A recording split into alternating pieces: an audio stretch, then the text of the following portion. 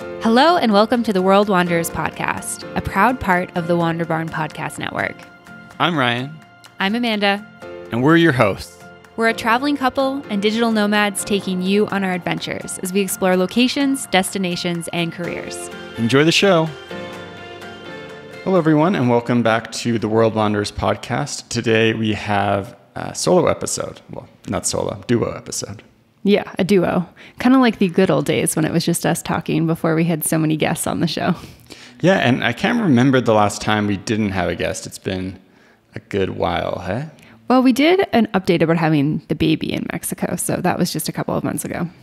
Okay, yeah, and so now that we have the baby, if you follow us on social media, you know we recently got back to Querétaro after a bit of an adventure, and so we thought we would take the time to dive into that and talk about our experiences traveling with a baby, kind of our best tips, what we did, how we did it, what was hard, what was good, lessons learned, and all that type of stuff. So if you're someone who's planning to have kids or you do have a baby, this could be of value to you as you think about taking trips with them. Yeah, or if you're somebody who's on the fence, then maybe this will either sway you yay or nay, either way. But maybe we can start by just talking about, and we talked a little bit about this in our We Had a Baby in Mexico episode, is once we had her in February, we obviously wanted to just, be with her, let my body heal, let her kind of just enter the world slowly. But the other thing is that we were in the process of doing paperwork so that we could actually take her somewhere. And it took a long time to get her passports. It was a good couple of months once we got her birth certificate, which was a whole thing. And so I think we received her Canadian passport the first week of June. And we were like, okay, we got to go. Let's do it. Let's start planning this trip. And we knew we wanted to take our car. We had our Canadian car here in Mexico, so we knew we wanted to take our car back to Canada. So we were planning like a pretty significant road trip. Yeah, if you look at it on a map and just do the straight Google directions, I think it's like 4,500 kilometers, more or less. And we'd come down from Utah, and so that cuts out a pretty significant chunk of driving. So thinking of doing the whole way back means quite a big trip. And so we kind of started thinking of how are we going to plan this out, because the reality of taking a big road trip with just two adults versus taking it with a baby is different. And so we had to think of how we want to plan it out, where we want to make stops, all of that type of stuff that went into it.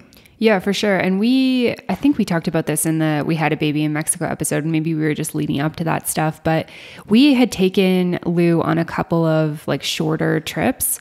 We took her to Pachuca in Hidalgo to get her Mexican passport. And then we also went to Valle de Bravo in Estado de Mexico to just hang out for a weekend.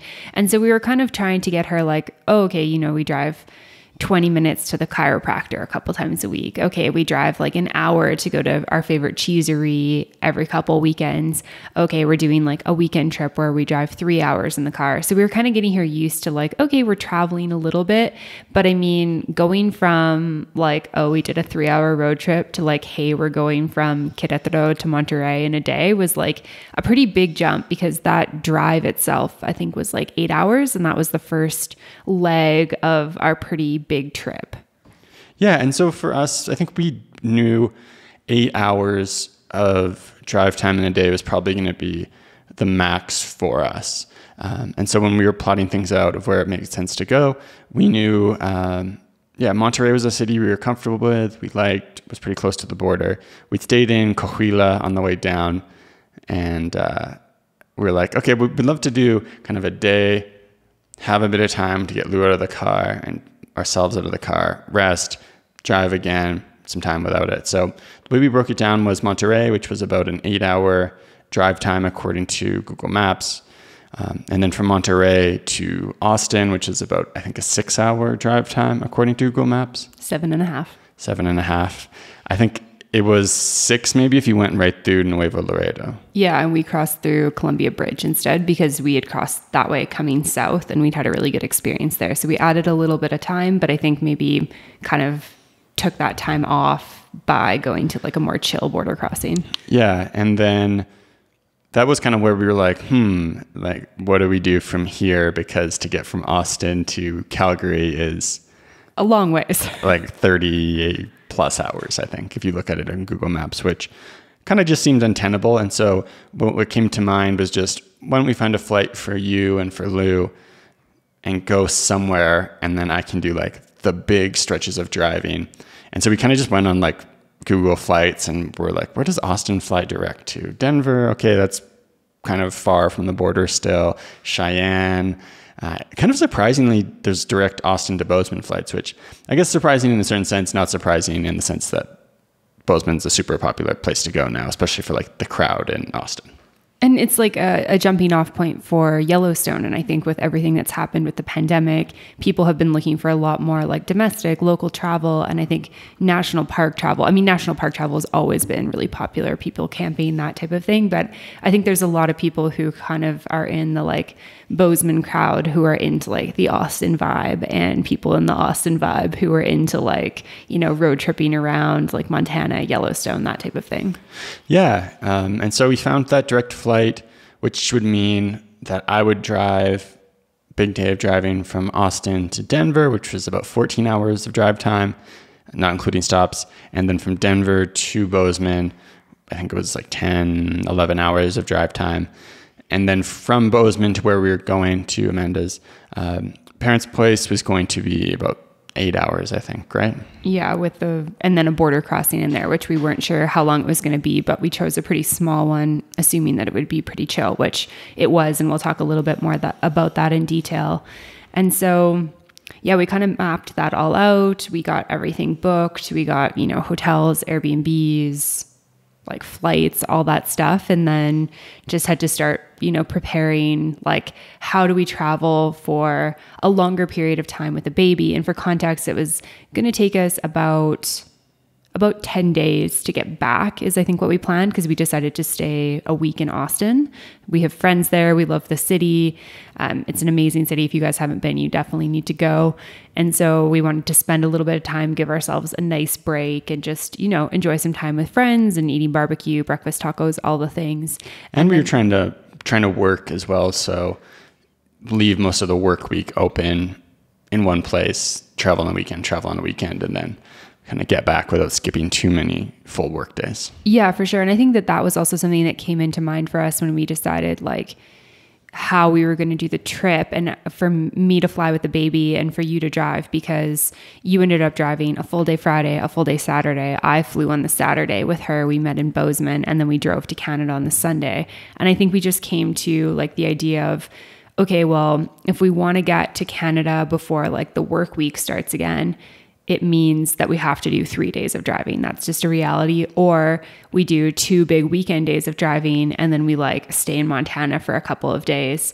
And it was just kind of going to be like, oh, we're going to be away from, you know, our house in Mexico longer, and, you know, cutting time out of Canada. And we ended up being in Canada for, I think, like 3 and a bit weeks, which is a pretty short trip for us. Like last year we were only back for 2 months, and that felt super, super short. And 3 weeks was like crazy, which we can talk about in a little bit as well. But so we just decided that that's like how it would work best. And yeah, then started planning. We were like, how do we take all the stuff we need for the baby that can fit in the car? But we knew, okay, we're like leaving the car in Canada and flying back to Mexico. So everything that we take with us, plus everything that we want to bring back from Canada, including like gifts from family and friends, you know, some clothes that we'd left behind, it all has to fit in checked baggage that can go on a plane, which is like, yeah, I mean, we've been doing this for years. We totally understand how to do that and how to travel minimally. But I think when you have a car, it's like,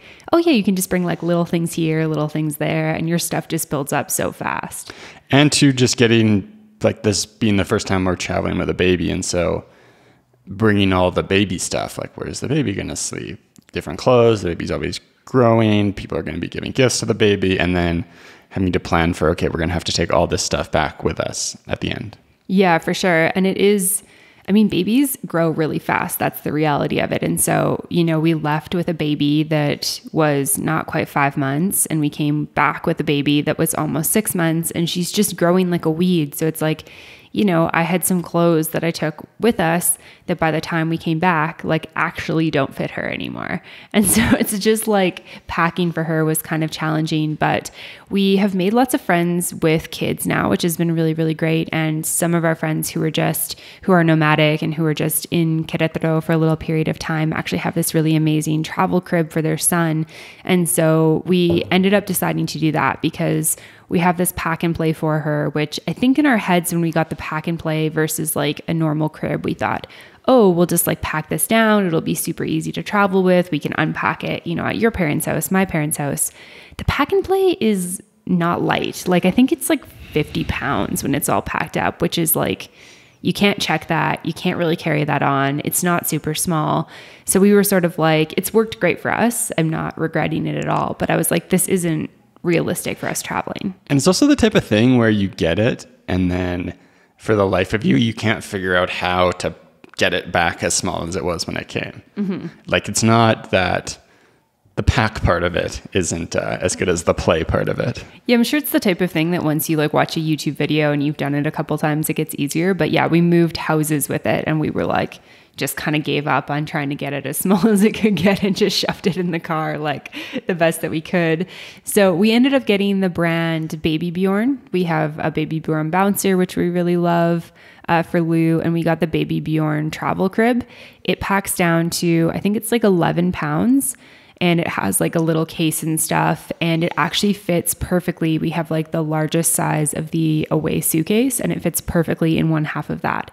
So what we decided to do was we'd give her the biggest suitcase that we had. So that had all of her stuff in it. So like, towels, swimsuits, swim diapers, extra diapers, toys, clothes, all that type of stuff, plus her travel crib all fit in one bag.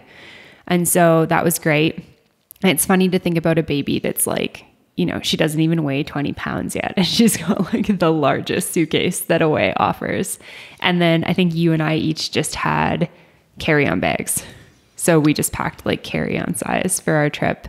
And that's, basically what we ended up taking with us in hopes that, we had some extra luggage at our parents' house. We're like, okay, for things that we get, for things we buy, because we always stock up on things in Canada, we can just fill those suitcases and bring them back. And that'll kind of help with like all the little things that we've got. Yeah. And so we actually kind of planned this all pretty last minute, which I think is one of the things as kind of people who have been traveling for a long time, as nomads, as people who typically we're not taking vacations, we're just traveling and working, can kind of throw together a plan. But it's kind of funny talking to people along the way where they're like, oh, this seems like really surprising, which one was because we weren't really telling a lot of people, but two, also because when was that? Like June, early June, we were like, okay, let's do it. We started looking like maybe we could do August. Maybe we should do this time, that time. And then we're like, no, I think the best time for us to go will be to be in the States for July 4th to have that kind of extra day. And so I think we planned it like maybe 3 weeks before we were actually leaving. Well, her Canadian passport arrived June 7th. So yeah, and that's when we started thinking, huh? Yeah, I think the embassy had called me like a couple days later to say like, hey, I got notification that her passport's like on its way from Canada. As soon as we get it, we'll FedEx it up to you. And so I knew it was coming, but I think for us, we were like, until we get this passport in hand, like we're not planning anything. But June 7th, it arrived and we were like, are we doing this? Okay, we're doing this. And so yeah, we did really plan it in 3 weeks because we left on June 30th. Yeah, and so got all our stuff together, got all of our things packed. We found the flight we wanted and started taking off and getting ready to go on the trip. And so our first day, we left really early in the morning for our standards, probably not early for other people, but we left Querétaro at 5 in the morning and headed out northbound to Monterrey. And so for that trip, you go through Querétaro, you go through Guanajuato State, into San Luis Potosi, and then from San Luis Potosi, you're into Nuevo León to Coahuila into Nuevo León again, and then you're in Monterrey. And one of the things we figured out about driving in Mexico when we came down from Utah/Canada the first time is that Google Maps will tell you one speed, and that speed really doesn't seem to be connected to the speed limits on the road. So in Mexico, there's a lot of places where the speed limit drops. Nobody really stops driving the speed they were driving before. But usually you're like, okay, Google Maps seems to be connected to speed limits. So, but I kind of consistently find the times creeping up and up and up because we're driving in a nice, calm, relaxed manner, trying to stop every couple hours so that Luke can get a stretch in, that we can feed the baby, and that type of thing. And so I had a few stops on the way. Overall, the drive was really smooth, really easy, no major incidents along the way. But it is funny because I think it ended up taking us closer to 11 hours in total, particularly because when you enter Nuevo León, the state, they have a fruit and vegetables checkpoint to make sure people aren't bringing fruit and vegetables in from other states. And then that causes a huge traffic delay. And then there was another random check on the highway that caused over an hour delay. So just wasting incredible amounts of time for no real purpose. But we finally got into Monterrey probably 7 p.m. or something like that. And we decided to stay in an area that we'd stayed near before, but liked and thought, hey, this is just going to be a place where we can park the car in a hotel parking lot, feel really good about it, ignore the car for 48 hours, and then get back on the road. And so we arrived in Monterrey on a Thursday night, went out and had dinner, spent Friday, did some work, and also we were able to go out and see a few things, eat at a few places we really liked in Monterrey, and then come back, relax the night before leaving early Saturday morning to head on our way to Austin. And Monterrey, if you've listened to our episode about it way back in the day, is a city that people within Mexico, I think, if you're not from Monterrey, there's a bit of like a negativity towards it. And then kind of outside, like you talk to people, not many people go there. It's kind of known as like maybe a bit more of like, it's closer to the States, so it's a bit Americanized, and also just like a businessy city, not a city people really talk about going for fun. Like people talk about going to Mexico City for the food, the culture, the arts, which Monterrey has a lot of that stuff. It also has really good food, and it's also incredibly just the location is amazing. It's right in between these two mountain ranges, and there's just incredible mountains. It actually kind of reminds us a little bit about being in the Rockies, where just huge rocks shooting out of the earth into the sky, big cliffs around. And you can see we were staying, the area is called San Pedro, which is actually technically a different municipality, but just from our hotel window, up and up and up the hills, there's these crazy houses that go all the way up the mountain. And another kind of fun, interesting thing about Monterrey is in northern Mexico, for some reason, somehow they have Tim Hortons. And so we were in Monterrey for July 1st, which is Canada Day. So we went out and got a Tim Hortons coffee, which had a nice Canadian-Mexican combo cup. And so we were able to have a little minor Canada Day celebration that way. Baby's first Timbit. Yeah, we had first Timbit. The baby didn't eat any Timbits. Yeah, I just want to be clear that our under 6-month-old did not eat Timbits. And then, so that Friday, ate at a couple places, walked around a bit, and then we got ready to head out Saturday morning, early again at 5 a.m., maybe a bit later than 5 a.m. I think it was pretty close to 5 a.m. Yeah, our goal was to get to the border right close to when it opened. We went to the Colombia border crossing, so you can cross 24 hours in Laredo. And there's one Colombia border crossing, which is smaller. It's the only border crossing that's actually in Nuevo León. Depending if you're in the know or not.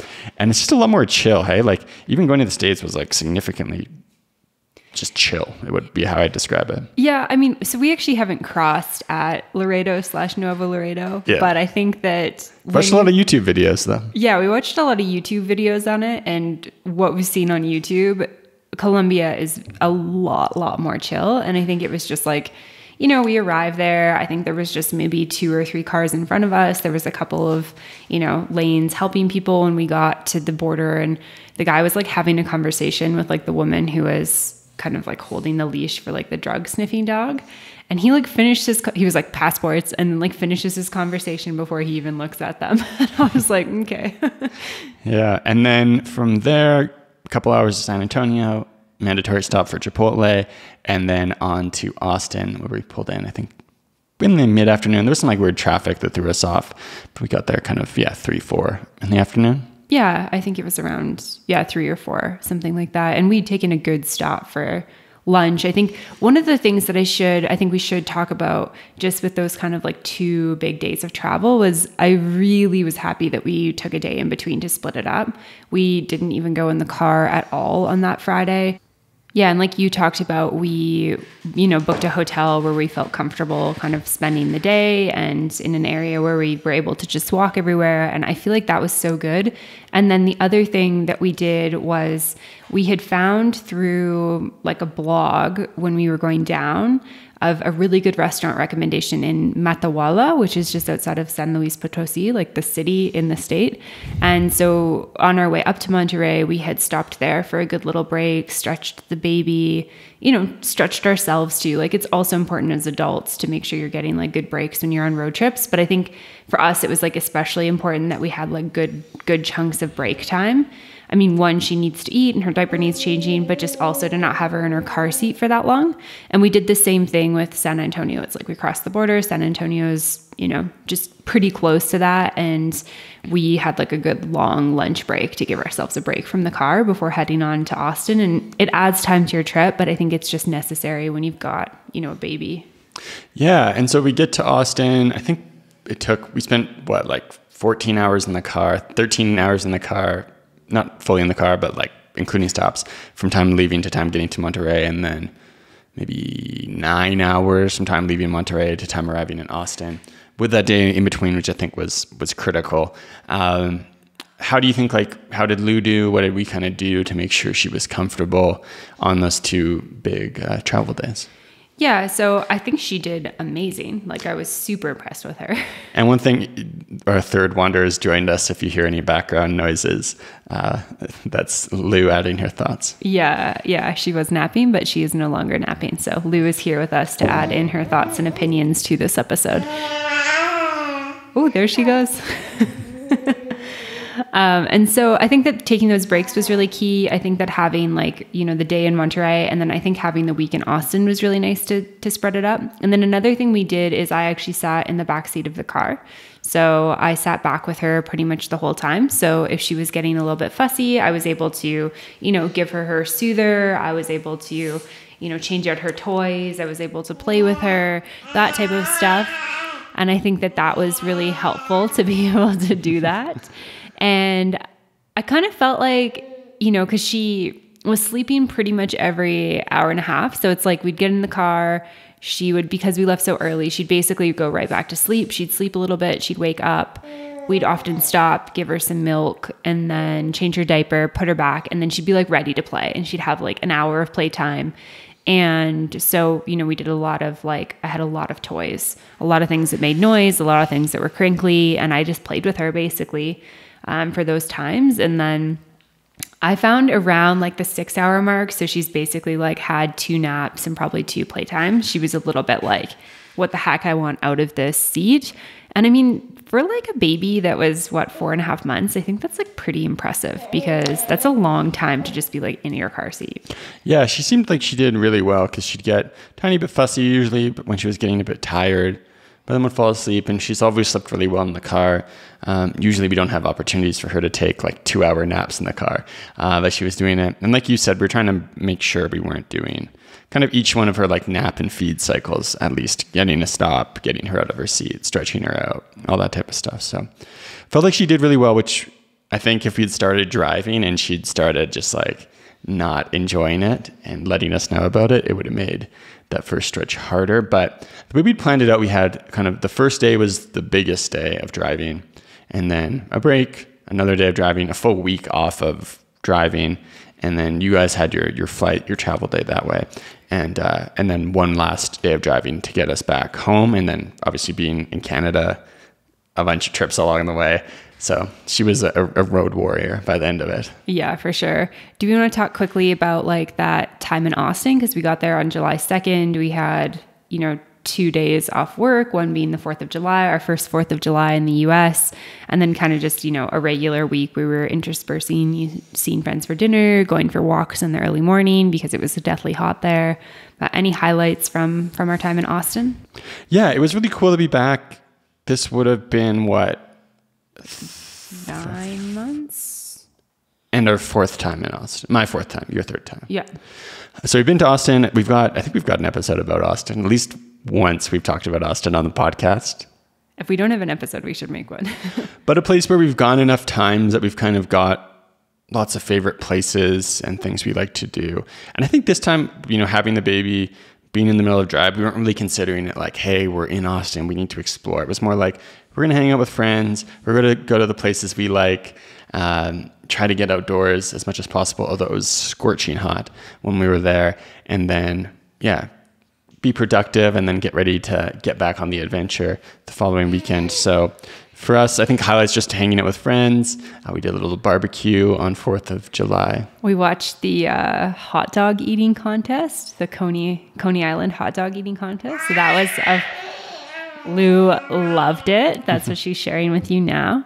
But that was interesting and kind of gag worthy. Yeah, and it was fun as well, just introducing the baby to friends that we've been close with for a long time who haven't had a chance to meet the baby. I think is one of my favorite things about the whole trip, just along the way, getting to see people interact with the baby, which is fun. Yeah, for sure. And so then you left early on the Friday morning, and I stayed in Austin an extra day, hung out with friends, the baby, etc. And what was pretty crazy, so we have Find My Friends on for each other. And so I was tracking you, and I think you left at like 5 a.m. or maybe even 4:30 or something like that. And I think it was like 2 p.m. in the afternoon. And I was like, damn, you're like still in Texas. You'd been driving for so long and you were just like still in Texas. Yeah, there's a long, long way from Austin to like Northwest Texas. So yeah, not a ton to talk about from that other than just a lot of time on the road. And so I went up from Austin, and then I remember I plotted out like a lunch spot in Amarillo. I drove through Lubbock before Amarillo, and then all the way up to Denver. So I got into Denver just as the sun was setting. So I think it might have been like 8:30 or something. Yeah, so long day on the road. Yeah, and with hardly any stops as well compared to the first day. So a lot of miles, and then stayed at a hotel, and then got up early again the next day and continued on from Denver up through Wyoming, into Montana, and over to Bozeman, where I was able to get in. You guys were there in the morning, like 11 a.m., right? Mm-hmm. And I got in, I think, 3, so we were able to spend some time together, get out, have some food in Bozeman, which a city you've been to twice. Yeah, I have a really good friend who used to live there, so I've been twice, and so yeah, we got to go to one of my favorite sushi places there, Dave's Sushi. If you go to Bozeman, check it out. It's really, really good.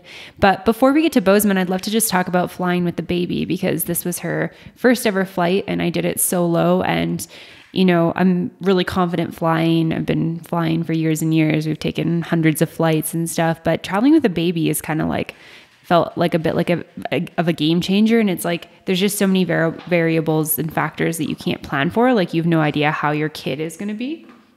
And so I had kind of done some research through some blogs, and I'd also reached out to some friends. I had one good friend in particular who I knew had flown with her little girl right around the same age as Lou. And so she gave me some really good pointers. And so one thing that was really, really great about this particular flight was the fact that you were driving. And so I just did entirely carry-on. So I just had Lou's diaper bag with both of our clothes plus all the extra stuff she needed.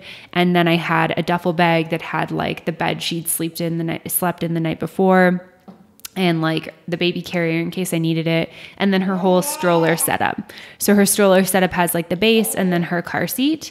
And I had contacted American Airlines, who I was flying through previously. I had, added her to my lap, because under 2 years old, infants fly for free. You just have to add them. And then I got like the lowdown on basically like how it works when you get to the airport. And so they told me I could take all my stuff right until I get on the plane. So it was really great. I was able to keep her like in her stroller basically until I unpacked all of that, picked her up, and carried her on the plane. So that made it super, super helpful. And I'd heard all of this travel chaos that's going on, people like losing checked bags, people missing flights, blah, blah. So I went to the airport super early. I think I was like 3 hours early, and it was super chill. So I was through security I think our flight was at like 9:30 and I was through security by like 6:40. And so I was like, what am I going to do for all this time? So, I pushed her around up and down the terminal and got some food, stocked up on some snacks. I think you and I talked on the phone, answered some messages. She fell asleep at one point, so I just kept pushing her around. And then just sat at the gate and waited, played with her. And so a couple of my key things is that I wanted to make sure she was hungry when we got on the plane so that she would nurse as we took off. And then I also wanted her to be tired. So I basically timed it so that she was ready for a nap and she was ready for a feed. Everything went really smoothly. We got on the plane and, as we kind of got to the area where I could see we were like, next one up to be taking off, I just, got her ready to feed. I had a window seat, which was great. So lots of privacy. I basically just fed her as we took off. She fed the whole way until we were in the air. And by the time we were in the air, she had fallen asleep. So we didn't have to deal with any like crying or anything like that, which was great. Our flight was about 3 hours and she slept for a good half of it. And then we did, some playing. We did a diaper change, which I would recommend not doing because those change tables do not feel safe in airplanes. I would only do that again if I absolutely needed to. And she didn't necessarily need a diaper change, so would not recommend that. But then as we were kind of preparing to descend, it's a little bit harder because descent is so much like longer. And so as we started to descend, I could tell her ears were bothering her. So I fed her again. It was about her time to eat anyways.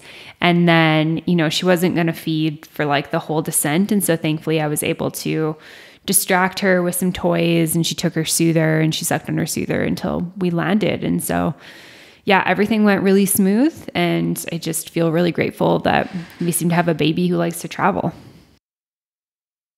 Yeah, I think it definitely gave us some nerves just thinking like, oh, you're going by yourself to do this. What if she's crying all the time? Even just small things, I think, realizing when we flew back, like the transition into sitting on the plane. So when you're going in and you're like, oh, I've got my backpack and I've got my suitcase, you're always kind of thinking of like, oh, I want to make sure I get overhead space and then tuck this. But when you've got a baby in your arms too, you kind of need to have like a strategy of, hey, I'm going to put this backpack down and then I'll pass you the baby and then we'll do this, then that thing. Yeah, for sure. That was definitely stressful. And so if you have a baby who cannot like sit on a seat without totally flopping over, I would 100% recommend like take your baby out of the car seat and carry them on, like put them in a baby carrier and carry them on. So you have the hands-free. But if you have a baby who can like almost sit, I think it's okay. Lou was pretty well 5 months at that point by the time we were flying. And so she was not sitting on her own, but I was able to like put her on the seat and not worry about her just like flopping over, bashing her head. And I just put her down for maybe 15 seconds just so I could toss my bag up ahead and put my bag underneath the seat. But had she been like any younger, I would have had to get somebody to do it for me because I wouldn't have been able to do it just like holding her and stuff. So if you have a baby who's not quite holding their head up or sitting somewhat independently, then I would say definitely baby wear them. And if they're big enough to sit, then I think you're probably okay. Obviously personal preference, but we flew back together and it was way easier with two of us. Yeah, definitely. And so, in Bozeman, I feel like as we talked about it, realizing Bozeman's definitely the Austin of Montana. So we went from like one to the other. And then the drive from Bozeman up to where we were going, which is in eastern British Columbia, is really beautiful drive all through. I mean, Wyoming, in Colorado, if you head west, Colorado is obviously very beautiful. And there's a certain type of beauty of like the plains. But if you're going north from Denver, it's pretty flat.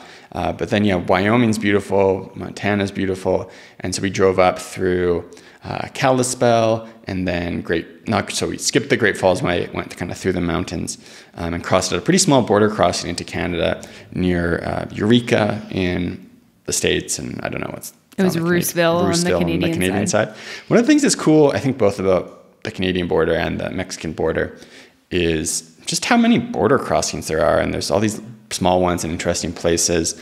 It's an interesting thing. I feel like I really appreciated driving recently. And so being able to drive across the border is always a cool experience. And so go from there and get up home. I think Lou was very ready to be done with travel by the time we got back. Yeah, I think she was getting pretty over it because she'd had that big break not being in her car seat. And then I think we put her back in her car seat and had kind of like a long travel day. And I feel like she was like, come on, guys, that was so good for you. But she was great. She traveled super well. And I think one other thing that's worth mentioning just about the first like leg of travel with her is that, you know, she was sleeping in like a new bed and in a bed that was the location of where the bed was changing pretty constantly. And I had done some research on baby sleep, and Taking Care of Babies is one of my favorite resources for baby sleep. And that's Taking Cara, like the name Babies. Yeah, Cara with a C, Taking Care of Babies. Her name's Cara.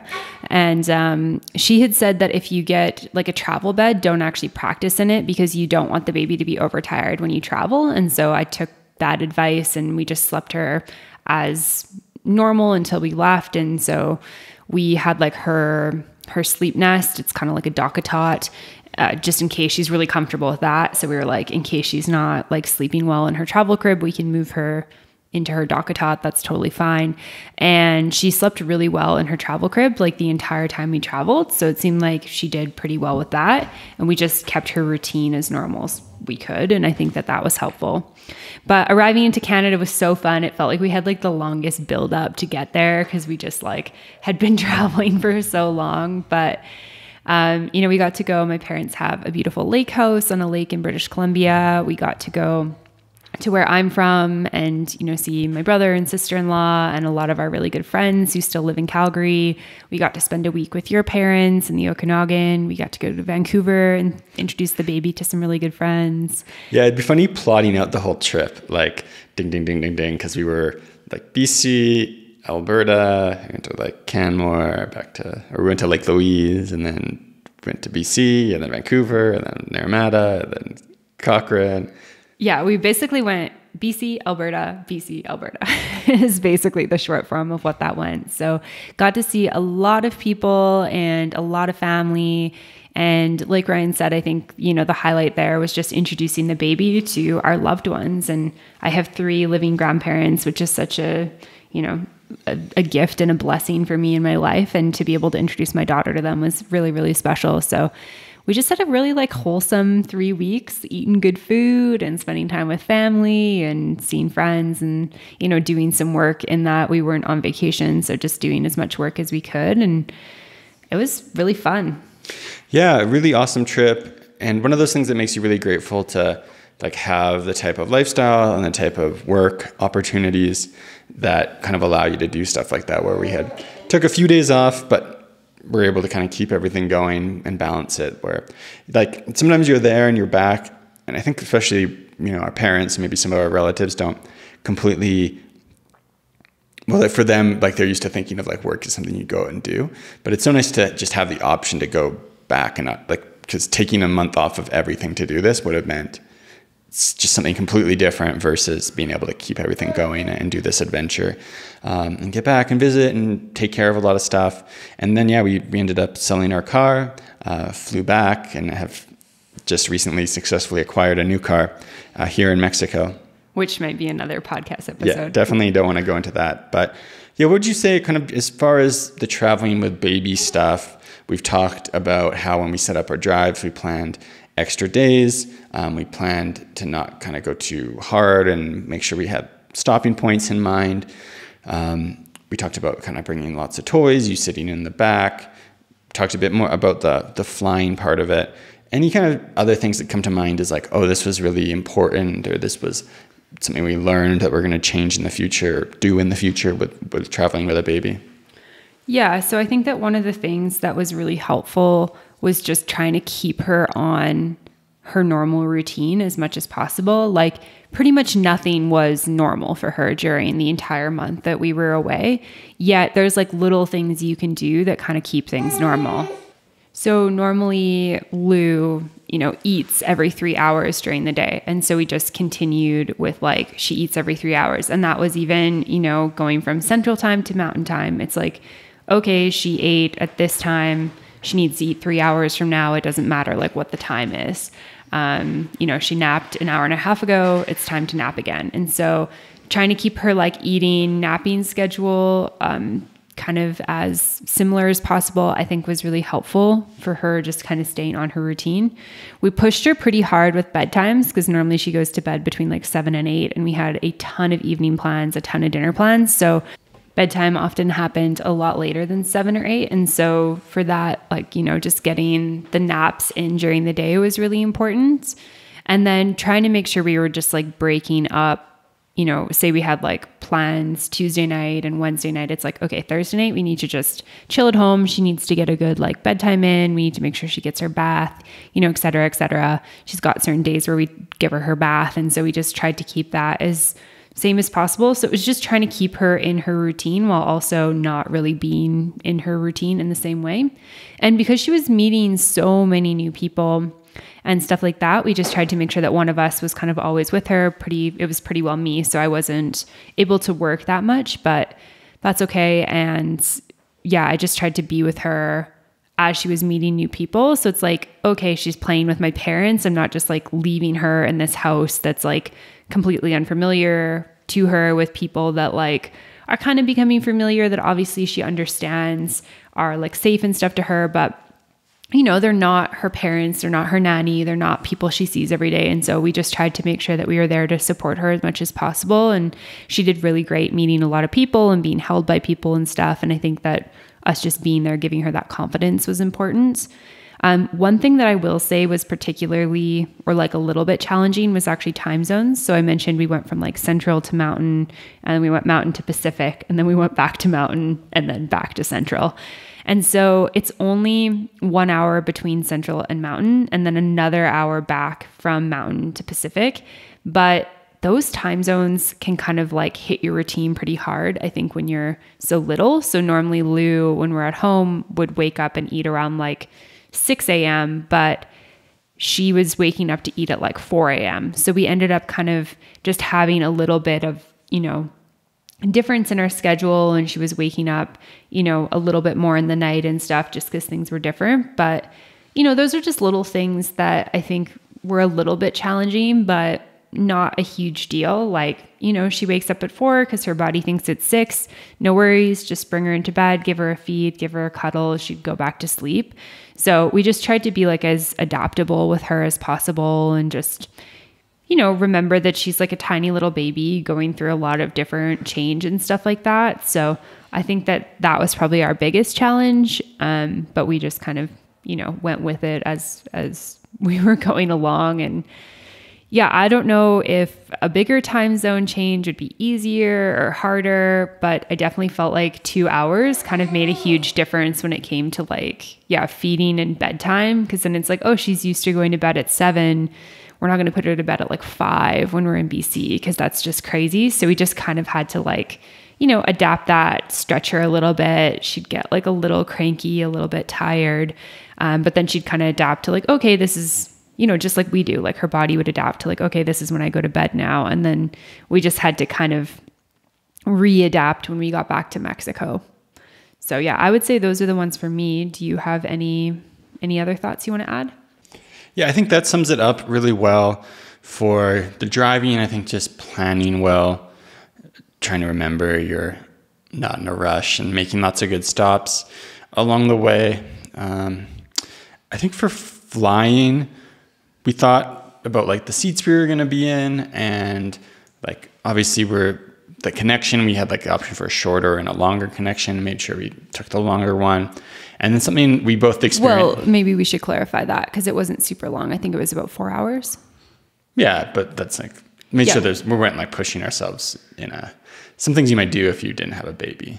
Yeah, I think we could have gotten a connection. We haven't talked about our flight back yet, but we went Calgary to Dallas to Querétaro. And so I think we had the option for a 2-hour layover versus like a 4-hour layover. And we went with 4 hours, so we didn't have to like worry about running to a gate or losing bags, or I don't know, just like all the travel chaos that's going on. We just thought having 4 hours would make sure baby gets fed, we get fed, she gets a good stretch, that type of thing.